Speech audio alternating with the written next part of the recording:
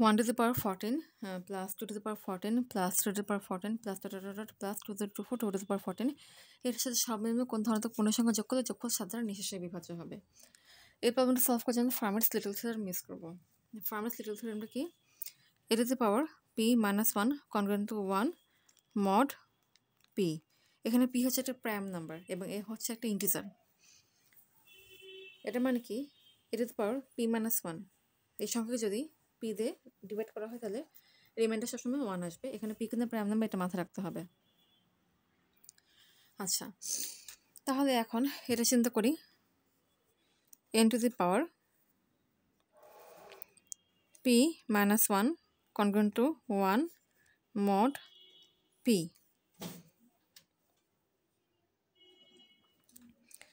এখানে কোশ্চেনে কি বলেছে? 7 দ্বারা নিঃশেষে বিভাজ্য হতে হবে, তাই এক্ষেত্রে p এর মানকে 7 ধরব। অতএব n to the power 7 minus 1 congruent to 1 mod 7। অতএব n to the power 6 congruent to 1 mod 7। এখানে এটাকে একটু ট্রান্সফর্ম করব। আচ্ছা, n to the power 6 whole square congruent to 1 square mod 7। অতএব n to the power 12 congruent to 1 mod 7। এখন দুই পাশে কি করব? n স্কয়ার দিয়ে গুণ করে দেব। n to the power 12 into n square congruent to 1 into n square mod 7। তাহলে এক্ষেত্রে কি বলা যায়? n to the power 14 congruent to n square mod 7।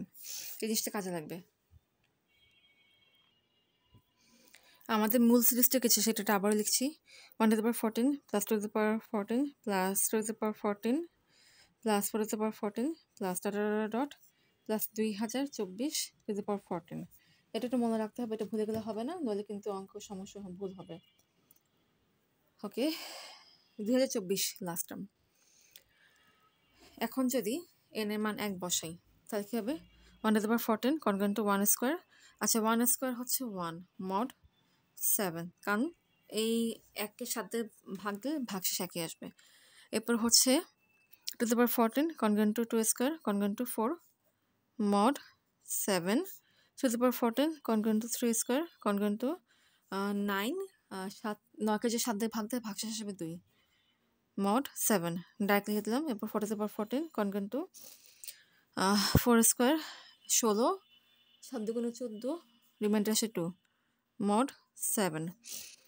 5 to the power 14 congruent to 5 square 25, 21, 4 mod 7। 6 square 36, 35 mod 7।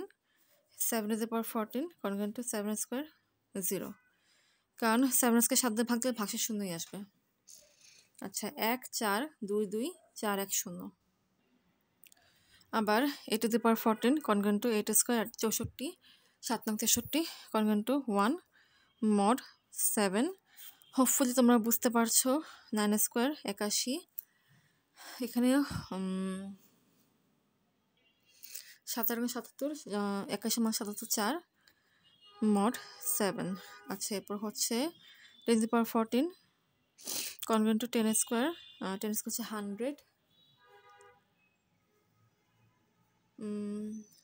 98 ভাগ 7, হ্যাঁ 14 গুণ 7 98 two mod 7। এরপর আসছে 11 to the power 14 congruent to 11 square মানে 121, 121। আচ্ছা, 119 ভাগ 7, হ্যাঁ 17 গুণ 7 হচ্ছে 119, 121 মাত্র 119 হচ্ছে 2 mod 7।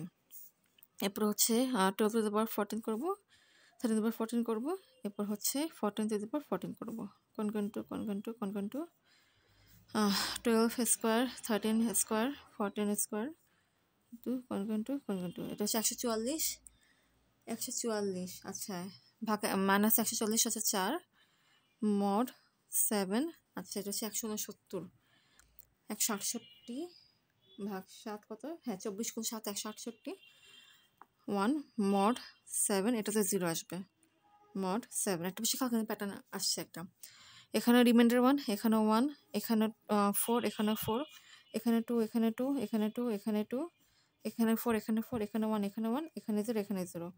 অতএব বলা যায় এক্ষেত্রে 1, 4, 2, 2, 4, 1, 0, আবার 1, 4, 2, 2, 4, 1, 0 এই প্যাটার্নে রিমাইন্ডারগুলো কি হচ্ছে রিপিট হচ্ছে। এটাকে আমি একটা গ্রুপ চিন্তা করতে পারি। প্রথম 7টা ভাগশেষে মানে পরপর 7টা ভাগশেষের যে গ্রুপ চিন্তা করতে পারি, মানে প্রথম থেকে শুরু করে পরপর 7টা ভাগশেষের গ্রুপ। আচ্ছা, টোটাল পাওয়ারটা এখন চিন্তা করছি না, এখানে 2024টা টার্ম আছে, যেহেতু 1 থেকে শুরু হয়েছে তাই 2024টা টার্ম আছে। আপাতত এখন কিন্তু এই পাওয়ারটা চিন্তা করছে না। আচ্ছা, 2024 ভাগ 7 দিলে কী হবে?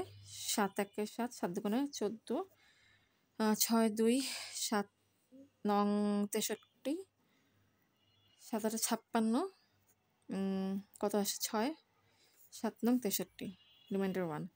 তার মানে 2024 এর সংখ্যাকে লেখা যায় 7 গুণ 289 প্লাস 1। তার মানে যদি একটা গ্রুপে আমি এরকম 7টা রিমাইন্ডারকে রাখি, তাহলে এরকম এক্ষেত্রে 289টা গ্রুপ আছে। আর শেষের দিকে একটা সংখ্যা কী থাকবে? একা একা থাকবে, লোনলি থাকবে। খেয়াল করো গ্রুপটা কীভাবে আছে, প্রতি গ্রুপের সংখ্যাগুলো কী কোন প্যাটার্নে আছে? 1 4 2 2 4 1 0 সেকেন্ড গ্রুপে, 1 4 2 2 4 1 0, এবার থার্ড গ্রুপে 1 4 2 2 4 1 0। এভাবে করে করে প্রতিটা গ্রুপে কি ভাগশেষগুলো আছে। একটু যদি এভাবে করে লিখি 1, 4, 2, 2, 4, 1, 0, আবার 1, 4, 2, 2, 4, 1, 0, অর্থাৎ 0 গিয়ে একটা গ্রুপ শেষ হচ্ছে। খেয়াল করো যেখানে কি শেষ হচ্ছে পরে আবার 1 দিয়ে শুরু হচ্ছে। আচ্ছা, 289টা এরকম গ্রুপ আছে, 289টা এরকম গ্রুপ আছে। খেয়াল করো যেখানে কি এরকম ভাগশেষগুলো আছে। 7 গুণ 289 হচ্ছে কি 2023। তার মানে 2023টা ভাগশেষ, মানে এগুলো কিন্তু ভাগশেষ কিংবা রিমাইন্ডার। 2023টা রিমাইন্ডার কি আছে? এরকম 289 গ্রুপ আছে, যেখানে প্রতিটা গ্রুপে কি এরকম আমি 7টা ভাগশেষ সেট করেছি। তাহলে 2024তম পদ কি হবে? 0-র পরে যে সংখ্যাটা 1, তার মানে 2024তম টার্ম কী হবে? 1 হবে। মানে 2024তম টার্ম মানে যে লাস্ট যে রিমাইন্ডারটা আসবে সেটা কি 1। আচ্ছা, এখন এদের যোগফলটা বের করি। 1 + 4 + 2 + 2 + 4 + 1 + 0 কত আসে? 4 যোগ 1 5, 6 7 8, 9 10 1 12 আছে 14। এই সংখ্যাটা 7 দিয়ে নিঃশেষে বিভাজ্য। তার মানে 289টা গ্রুপে যেগুলো মানে 289টা যে গ্রুপ আছে প্রতিটা গ্রুপের ভাগশেষে যে যোগফলটা আছে সেটা কি 7 দিয়ে নিঃশেষে বিভাজ্য। তার মানে 289 গ্রুপটা আমার কোনো কাজে নেই, আমার কাজ হচ্ছে কি শুধুমাত্র লাস্ট টার্মটা নেই। তার মানে এই যে রিমাইন্ডারটা আসবে হোল যে সিরিজ, এই যে হোল যে সিরিজটা, আচ্ছা এটা শুধু নাম দিলাম হচ্ছে এস দিলাম। আচ্ছা এই সিরিজের রিমাইন্ডার কি আসবে? যদি 7 দিয়ে ডিভাইড করা হয় 1 আসবে।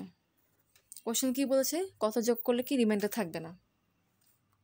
আমি এই সিরিজটির সাথে কত যোগ করলে, মানে 7 দিয়ে যদি ভাগ দেই তাহলে রিমাইন্ডার থাকবে না। মানে আমি এই সিরিজটির সাথে কোনো একটা সংখ্যা যোগ করার পর সম্পূর্ণ সিরিজকে কি 7 দিয়ে ভাগ দেব, তার কোনো রিমাইন্ডার থাকবে না। এখানে রিমাইন্ডার আছে 1, 1-এর সাথে কত প্লাস করে সেটা 7-এর মাল্টিপলস হবে অ্যাটলিস্ট। 1 + 6 হচ্ছে 7।